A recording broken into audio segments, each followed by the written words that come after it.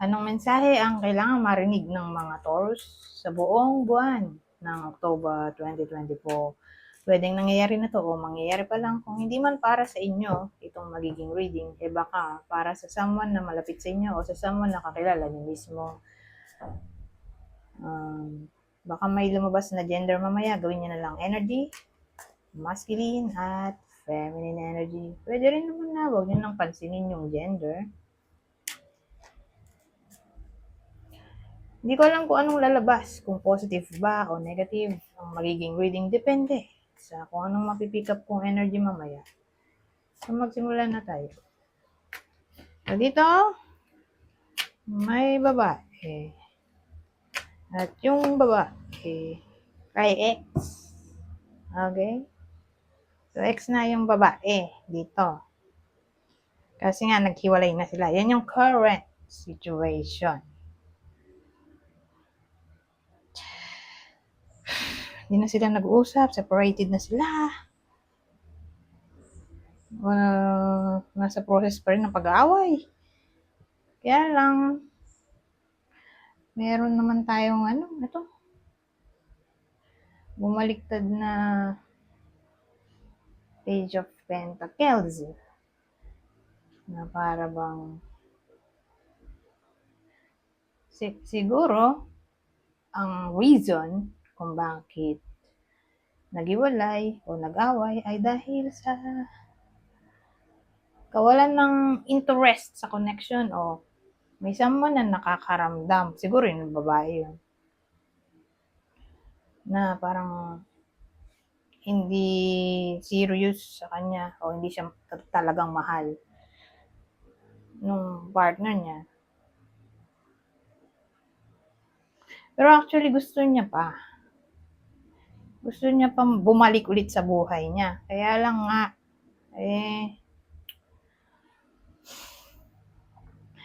feeling niya walang future eh. Although mahal niya, parang napapaisip siya kung sakali man na magkabalikan, kung paulit-ulit lang din yung nangyayari na parang immature yung person niya, irresponsible.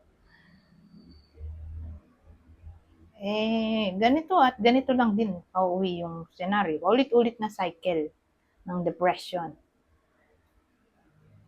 So, sa madaling salita, gusto niya pa yung tao. At the same time, ayaw na rin niya. Okay? Pero yung babae dito, nagpapakatatag naman eh.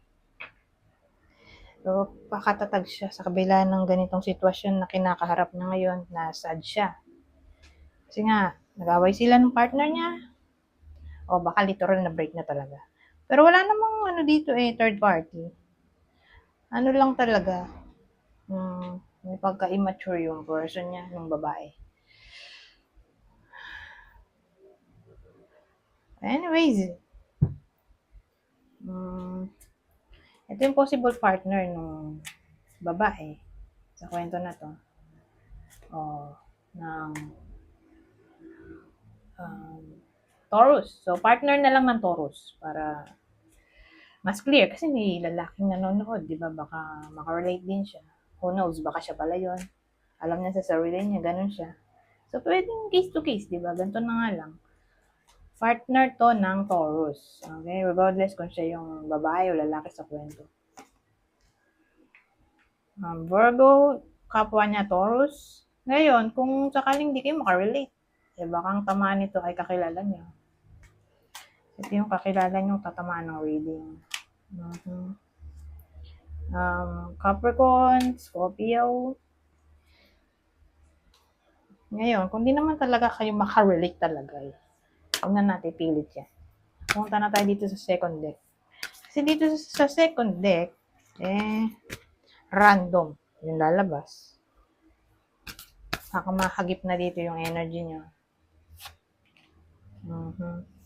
Fun times. Oh, true love.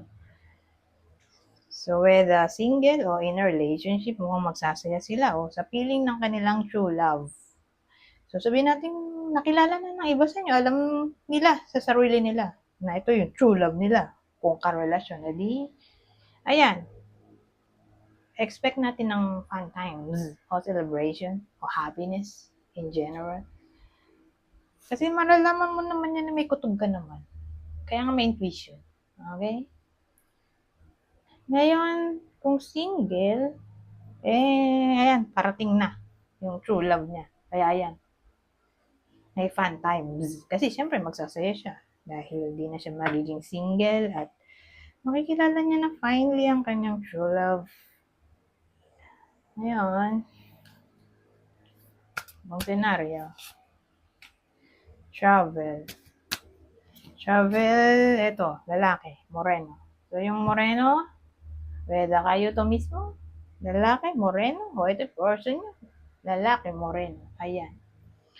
Mukhang mag-travel siya. Ewan ko saan siya pupunta. Pero sana natin nagagala siya. O may pupuntahan siya sa October. Okay ko. Diba to? Tumatalon na yung card. Diba? Oh, dating. Oh, so ngayon, kanina moreno. Regardless kung anong age at regardless din kung anong age nito. Basta, kanina, moreno. Ngayon naman maputi. So, yung maputing lalaki, asahan natin na may kadate siya. Whether single yan o in a relationship. Mukhang may kadate siya. Kakadate siya sa October. O October 2024.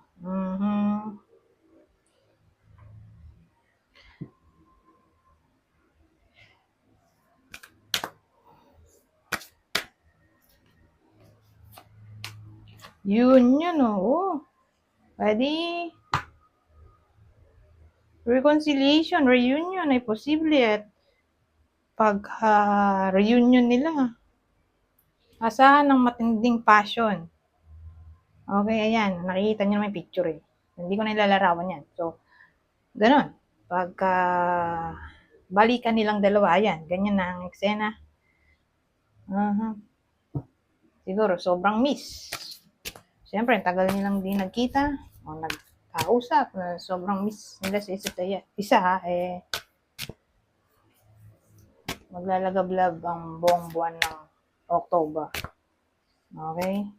Para sa mga mag-ex na magkakabalikan. So, alamin natin sino ba itong mga mag-ex na magkakabalikan. Ito yung ex ng Taurus, Pisces, Aries,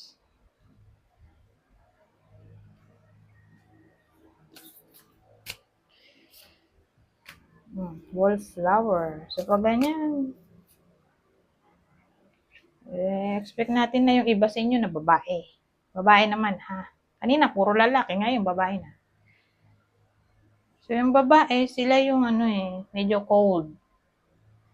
Sa October, so pag sinabi kong cold, wala silang interest sa topic ng love. Hindi nila main priority yon.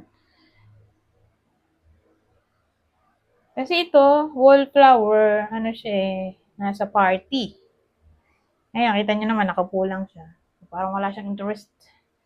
Makiyalubilo sa iba. Wala siyang interest.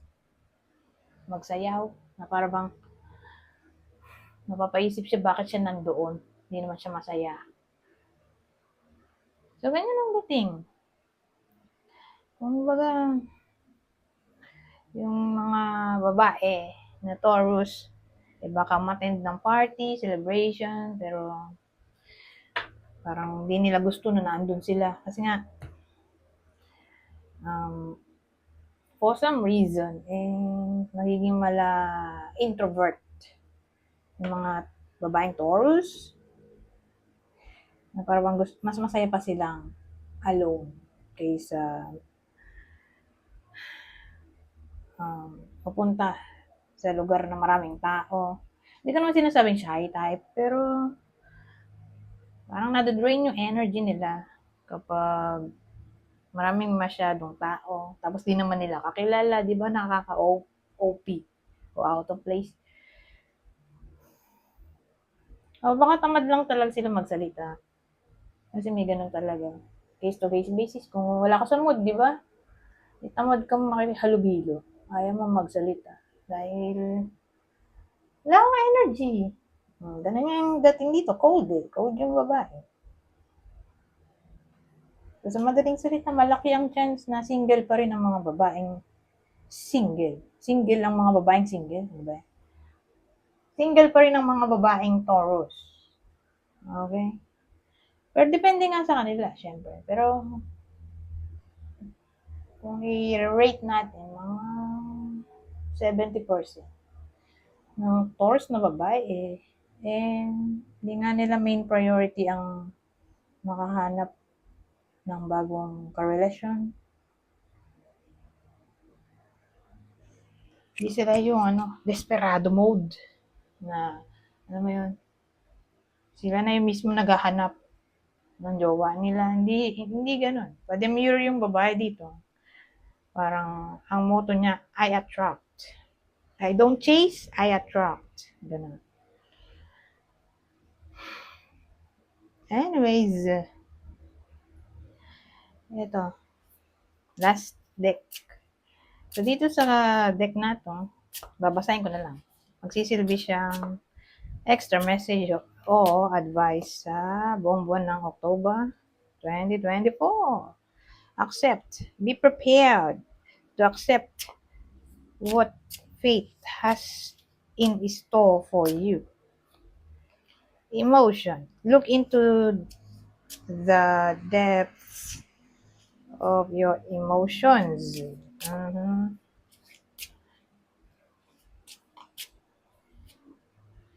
Openness. Be open to receiving divine guidance in relationships. So, kunin nyo lang yung info dito na sa tingin nyo ay swak sa sitwasyon nyo.